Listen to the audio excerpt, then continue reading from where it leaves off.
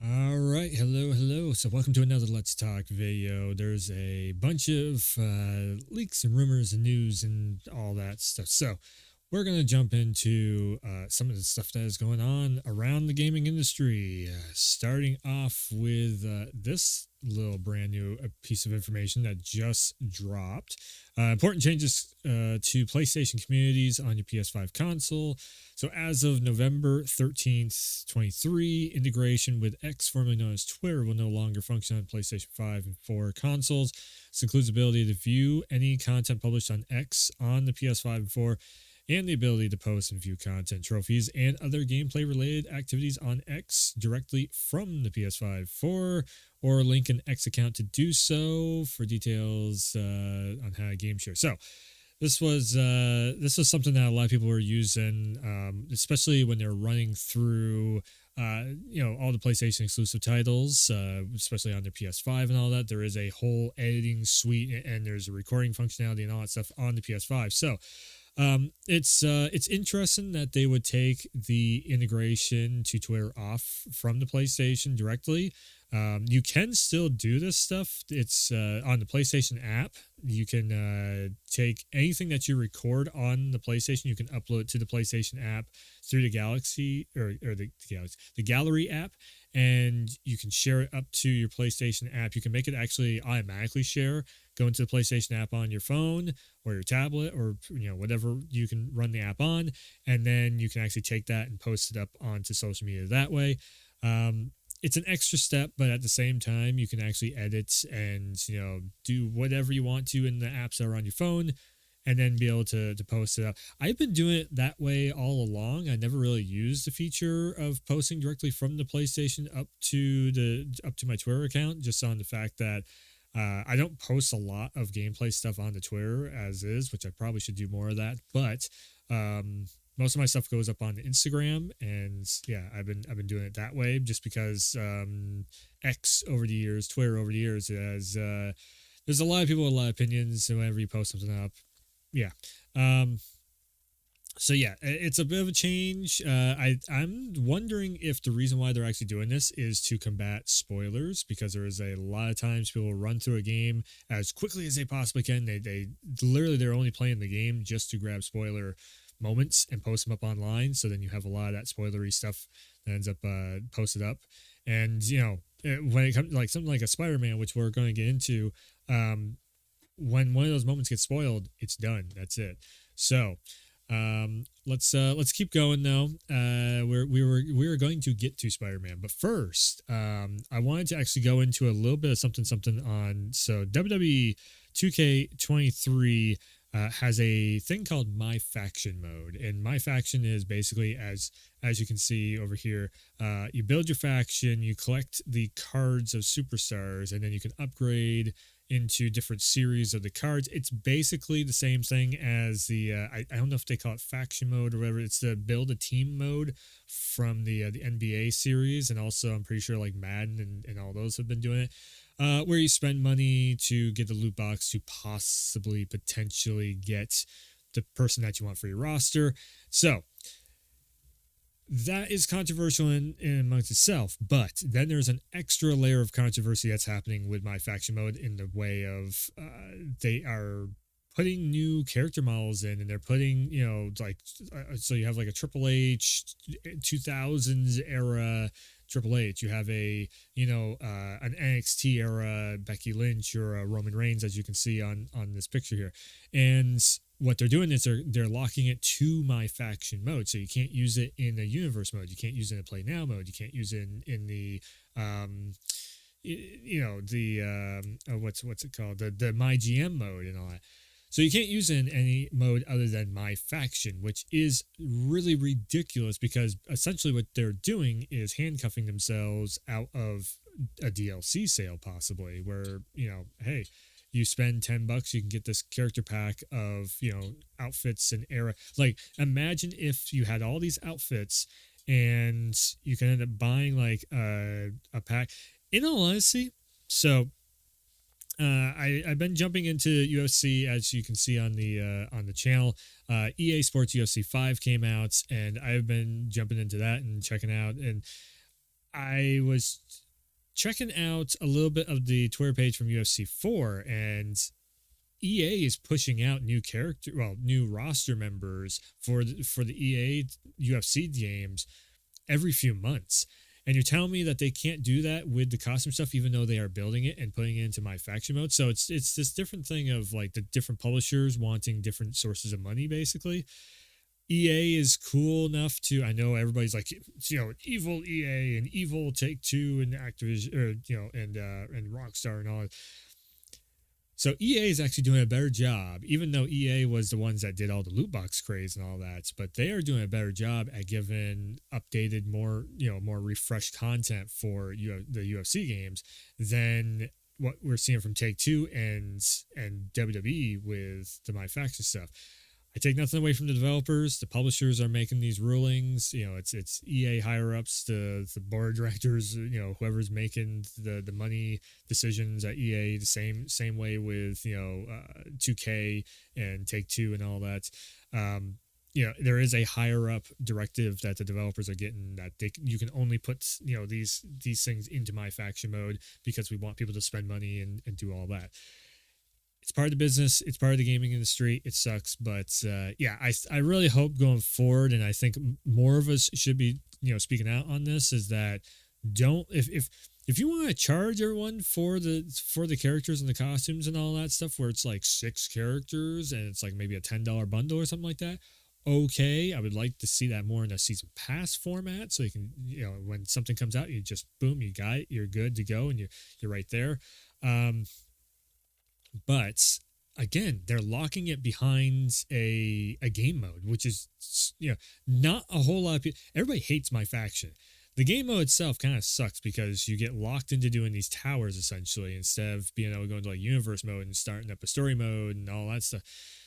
It's just very weird. Or my GM, one of the most requested game modes that there is, and you're locking all of these outfits and new character models and everything behind this other.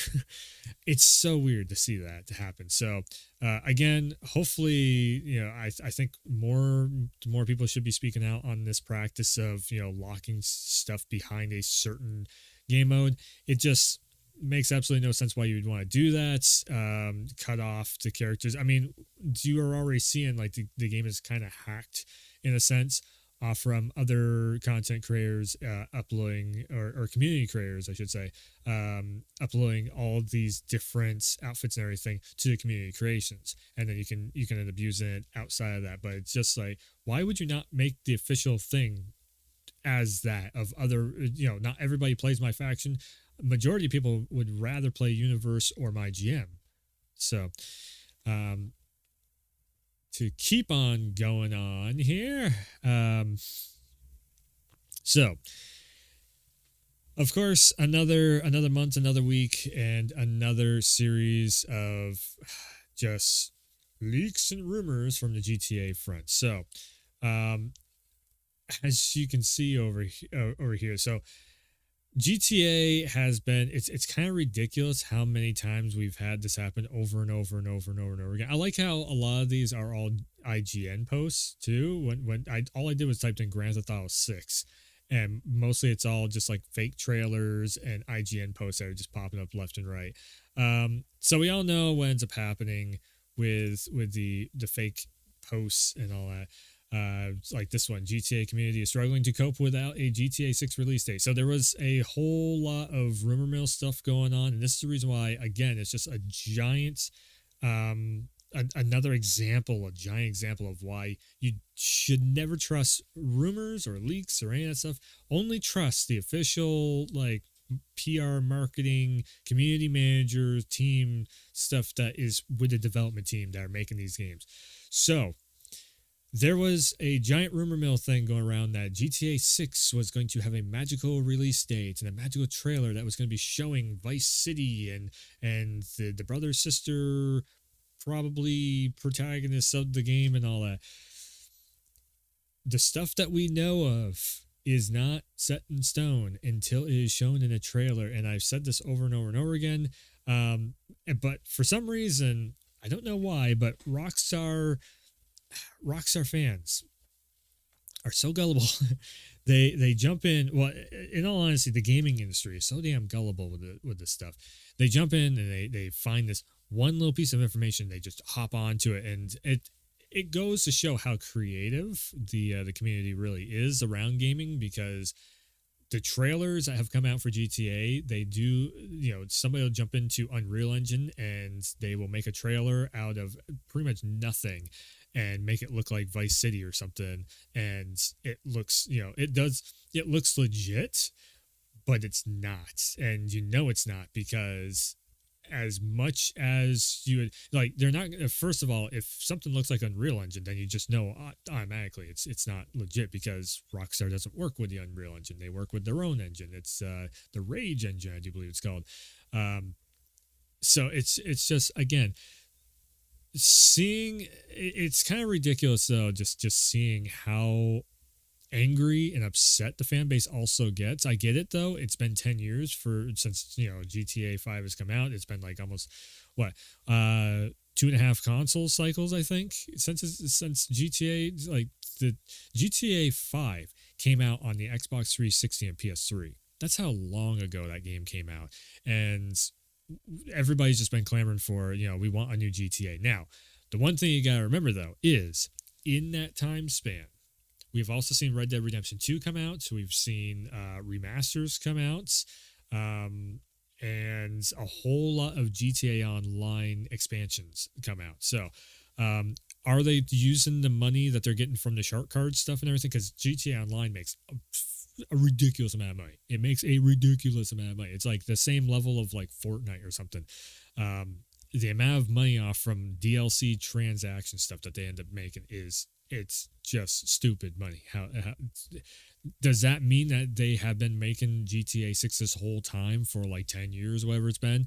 No, it does not mean that. It means that a lot of the money has also been going into Red Dead. It means a lot of the money went into the remasters. It means a lot of the money is going into the expansion packs for GTA Online. It means that a lot of the money is also probably going into whatever the GTA Online 2 version of it is, the new GTA Online that will come out with GTA 6, unless they just pull like a Warzone type of situation where they just like blow up one map and turn it into the GTA 6 map, like, or even better, and this would actually be really cool. You fly from Los Santos over to Vice City, and you do it that way. That'd be really cool. I think we have the technology to be able to do that, to be able to load between one map to the other map. We've seen that so much happen already with the SSD loading and all that, where it's like, boom, you teleport through and you go from one map to the other map and all that. So, yeah. Do I think there's anything to do with all this GTA stuff that has come out? Matter of fact, so this is all the information that we think we know. Release window has not been announced. However, publisher Take-Two Interactive implied, and there's a lot. This is the other thing too. We're seeing so much clickbait information flying around. And this is just like, it just makes me bang my head against the wall seeing people actually take this stuff as legit information. So publisher implied GTA 6 may be scheduled for the company's 2025 fiscal year. You're talking over a year and a half away, roughly. And you know how much stuff can change or get canceled, or just everything that you know or you think you know about this project, it could totally be, something totally different. Like this, the information that you possibly have could be 3 years old, and that stuff could have been cut. It could end up being cut content and whatnot.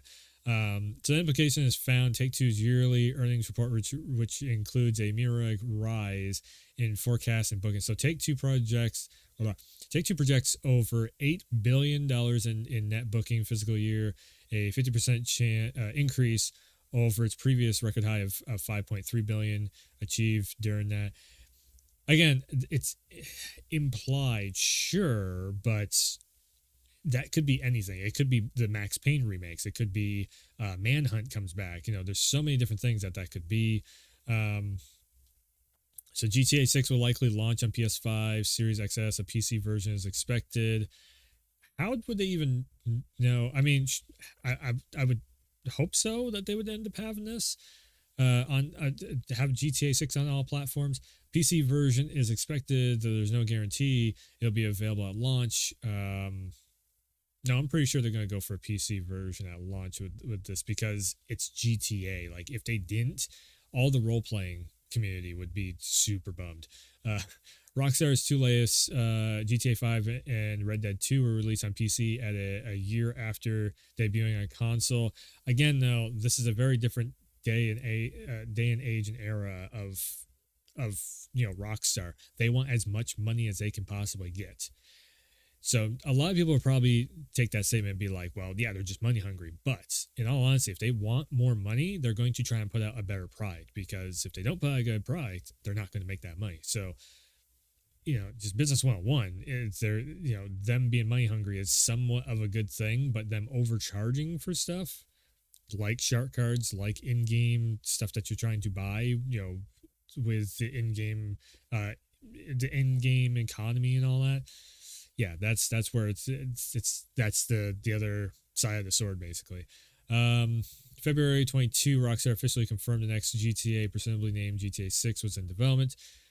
Yes, and this was, again, this comes from Rockstar, so it's the statement: with the unprecedented longevity of GTA 5. We know many of you have been asking about a new entry into the GTA series. With every new project we embark on, our goal is to always significantly move beyond that of what we previously delivered. And again, we confirmed active development for the next entry in the Grand Theft Auto series is well underway. So well underway could be 3 years, could be 4 years, it could be 2 years, it could be, it all depends on where. They could have had, like, the game is set in stone, and then new consoles come out and they just kind of scrap that and they start over again, or it's, all these things could be happening. GTA 6 setting reportedly returned to Vice City. And the thing is, though, is a lot of the stuff is, again, coming from rumor mill site stuff. GTA Trilogy Mystery Hunt. The Lil Probe Inn has an unidentified house amongst the UFO foe display. GTA 6. It could have just been placeholder for an art file that they lost, and they just threw something else in there, and then everybody goes, "Oh my God, it's Vice City." Does it look like a Florida home? Sure, I guess. Sort of.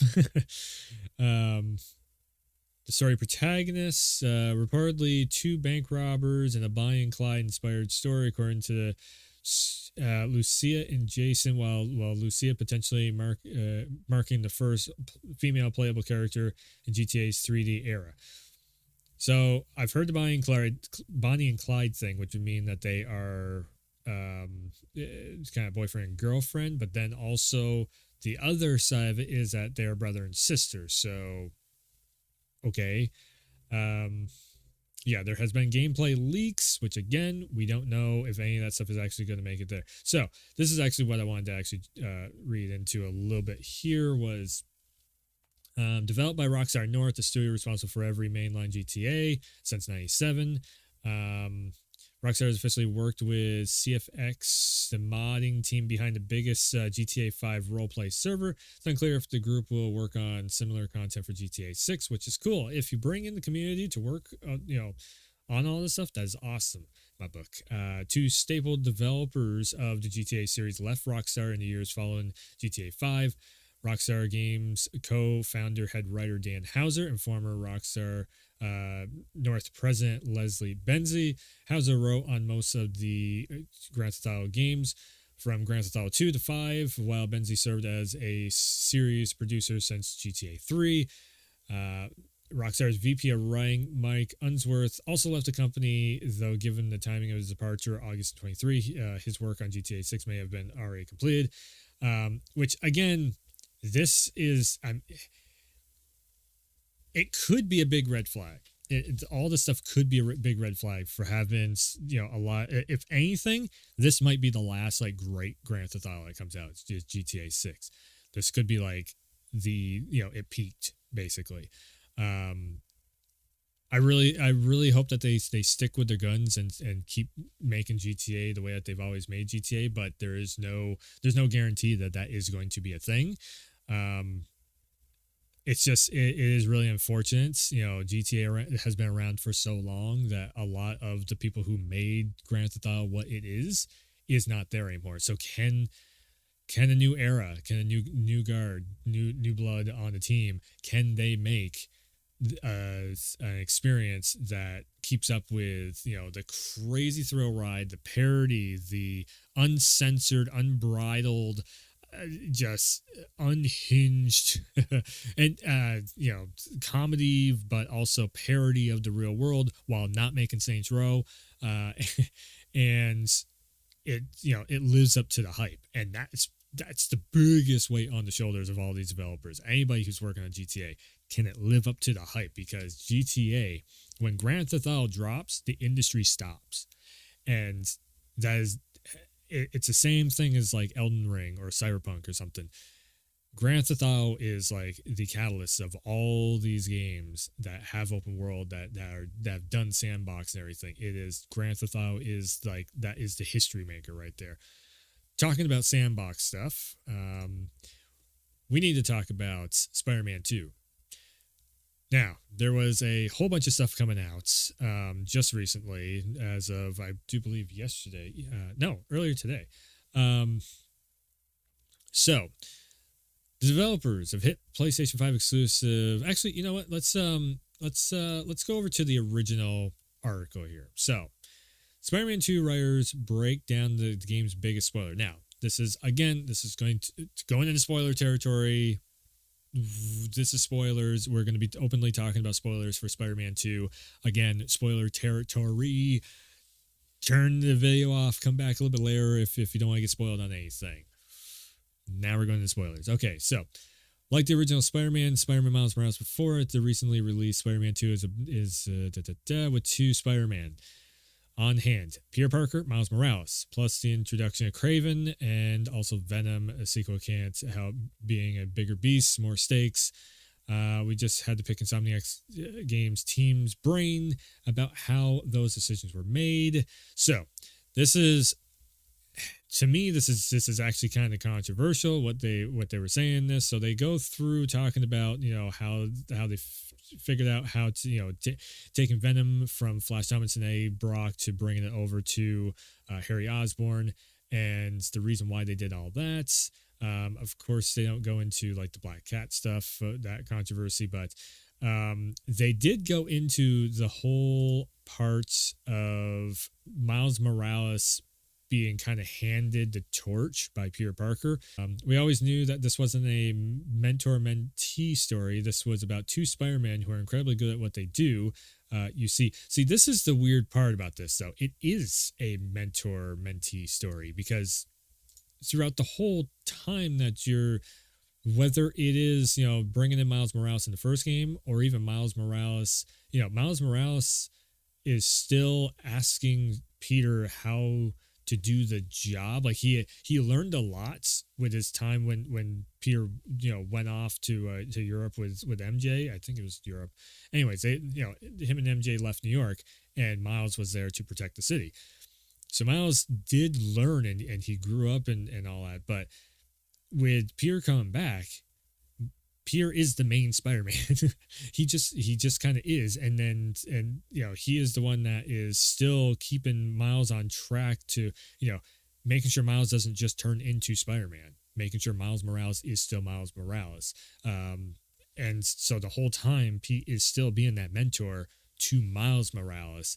Maybe not so much Spider-Man, but still Pete is there to guide Miles and like, okay, you're going to have no time to do anything, but here's how you make a little bit of time for yourself and keep.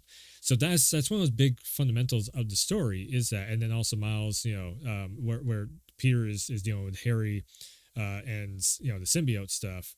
Of course, Miles is going after Mr. Negative or Martin Lee there. This is the most controversial thing. I skipped past it. Anyways, you said earlier you basically knew right away that you wanted playable Venom. Does that also apply to ending this game with Miles as the main Spider-Man from now on? So it's funny because the interviewer is saying main Spider-Man. It's not the writers, it's not the developers saying it. But they also didn't correct it.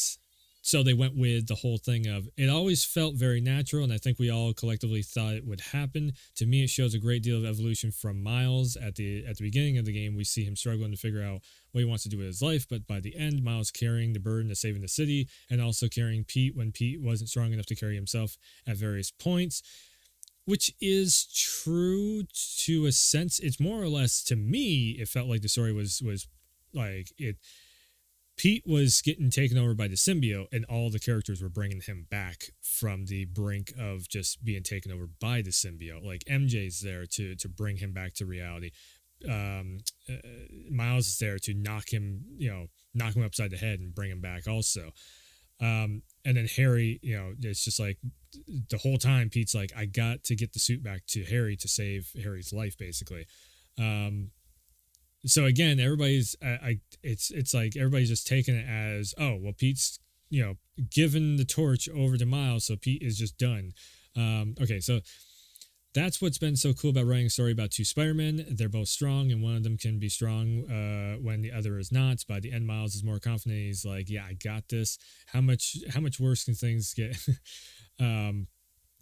To echo what Brittany said, the idea of two Spider-Man story was always really essential to this game. I think pretty early on we knew that we wanted to have that moment of handing the reins over, and as we developed it, we started to lay down more track leading to that moment. It just felt more and more right. I think it was John who wrote that scene with Aunt May's garage. It's one of my favorite scenes. The way that Miles intuits exactly what Pete is thinking and stops him from stumbling through trying to hand over the mask. Miles going, I got this, bro. It's such a great moment between the two of them. Again, it's okay. So these are just two writers of a very giant writing team, and yes, he did hand over to the mask, and he's like, yeah, I'm going to take. I'm gonna take some time off, and me and MJ are going to just live the normal life for a minute. Sure, but this doesn't mean going forward always into Spider-Man 3 and all that stuff that Pete isn't going to come back as the main Spider-Man. It doesn't even mean that Miles is so he is the main Spider-Man for right now with Miles Morales 2. They're just setting up Marvel Spider-Man Miles Morales 2. The thing is, they didn't really correct this as the main Spider-Man. So now everybody's like, well, Spider-Man 3, what are they going to do? Kill off Peter Parker or something? And to me, it's just like, no, they're not going to. If they killed off Peter Parker, that would just kill off the whole Goblin storyline, the whole Carnage storyline. It just throws everything into a spiral. So, I mean, it could very well be, and this is one of the things that I actually wanted to touch upon was when it comes down to like the Disney influence and the Marvel influence over time, because it is still Marvel's license, it is still technically Disney's license. Insomniac can write out whatever they want to, but if Disney doesn't approve of it and if Marvel doesn't approve of it, then they have to go back and make rewrites and all that stuff. Which to me, if they kill off Peter and Miles Morales is the main Spider-Man, they don't keep a two Spider-Man thing going forward, because now you have multiple storylines going on. You have double the game, really. There is just so much that is working right with Spider-Man 2 in that aspect. It just feels like, once again, it's another one of these like Black Cat moments where they're setting up this giant storyline to happen between Peter and Felicia Hardy, and then they just kill it off by making Felicia gay, and she's running off to Paris to save her girlfriend. It just destroys the whole story element of it. If you give Miles Morales his Miles Morales 2 title, which is a spin-off game, and you have a full-on title there, and to make Miles Morales grow up even more, to he is still a college student, so then get him from college up to being a young adult. Cool, there you go. Maybe into his I don't even know how old Miles is at this point, but maybe into his like mid-20s or something, and do all like maybe a little bit of time jump or something in there where now it's like, okay, Miles Morales is the seasoned vet of a Spider-Man, and then something happens where it's like at the end of Miles Morales 2, then Goblin shows up, and all of a sudden Pete gets brought out of retirement, and then Spider-Man 3 is again the two Spider-Men, add in Gwen Stacy, so then you have Spider-Girl in there, so then you have way more inclusivity of characters. And I think this is what is happening right now, is that Disney is trying to get their hands on the storyline as much as possible to be like, okay, we want more inclusivity. We want a black Spider-Man. We want a gay character. We want, the rainbow flags all over the place. This is what Disney has been doing with all their licensed, all their movies, all their shows and everything. It makes sense that they would come after the gaming division up next because it sells a lot. There's a lot of eyes on it, so they have to be bringing all that ideology into the gaming world now also. So again, it's in all honesty, this, if they end up killing off Peter and that is just it, Peter Parker is dead in this series, I'm on very shaky grounds with what happens with Wolverine. Like, what the hell are they going to try and mess up next, basically.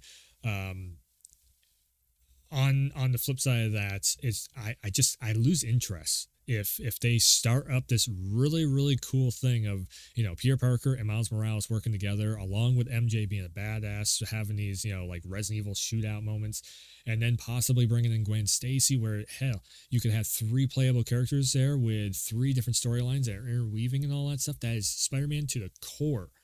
That works so well. That feels like Insomniac really playing up to all the fan service, bringing in all these different characters, making the whole Spider-Verse, if you will. And you are really just giving fans everything that you can possibly give. If you kill off one of those main things that you're setting up storyline with, again, that just disrupts the whole timeline, the whole story of what you're trying to push. Where does MJ fit into this? Well, we lose MJ. Where does Harry Osborn fit in with this? Miles Morales kills Green Goblin. Well, that's Peter's thing. Let's have Miles Morales go against Silk. I do believe Silk is going to be a villain, or whatever villain that they bring out for Miles Morales. Or Miles Morales is trying to get with, Gwen Stacy, how that storyline always works. And then there's a double date thing. So again, if it is a thing of Marvel trying to bring their hands in on the project, I would say back off and just let Insomniac cook. Let them do their thing. So yeah. Spider-Man 2, at the end of it, I did not take that. I think my exact reaction was, oh, they're setting up for Miles Morales 2. And then the internet takes it and they just run with the whole thing of Spider-Man 3 is just going to be Miles Morales. Peter Parker's dead. This is one of these things that just it's mind numbing with the gaming community, how they come out with, and they just run with stuff like that. So, and just the amount of clickbait stuff that is just being thrown all over Twitter, formerly known as Twitter, all that clickbait and rumor mill and leak stuff that has been just dominant. Like this whole episode has been all about leaks and rumors, and just how some of it could be true and probably a lot of it is false and fake. So again, yeah, I'm just hoping for the really cool storylines to keep going with Miles Morales and then Spider-Man 3. I am up here on the hype on the expectation level, and I'm really hoping that Wolverine is done super well. Also, that is, very kind of a grown-up theme of, having some blood and the darker tones in the storyline and all that. Yeah, Insomniac. All you can do is, your track record is showing that you have everything in your arsenal to make Miles Morales 2 and Spider-Man 3 the best you can make it. The only thing that can end up messing it up is if you let the other company come in and, and destroy a perfectly great storyline stuff that you're setting up. So hopefully there is some pushback from, the Insomniac writers, and hopefully it's not the Insomniac writers that are pushing for this. Again, we don't know. Everything is behind the scenes. Everything's NDA, so we have no idea. All we can do is kind of speculate at this point until something else comes out and somebody, lets everybody else know. But that is not going to be rumor mill, people, and that is not going to be leakers. I guarantee you that. So, anyways, pretty big episode. We're going to leave it there. Yeah. Go and like, sub, and hit the bell notification to see whenever I put up another Let's Talk episode. There's probably going to be one coming up very soon on Assassin's Creed Mirage. Some good, some bad with Mirage. So I'll just leave it there. And yeah, that'll do it for this one. So thanks for tuning in. Thanks for stopping by. And as always, I will see you next time.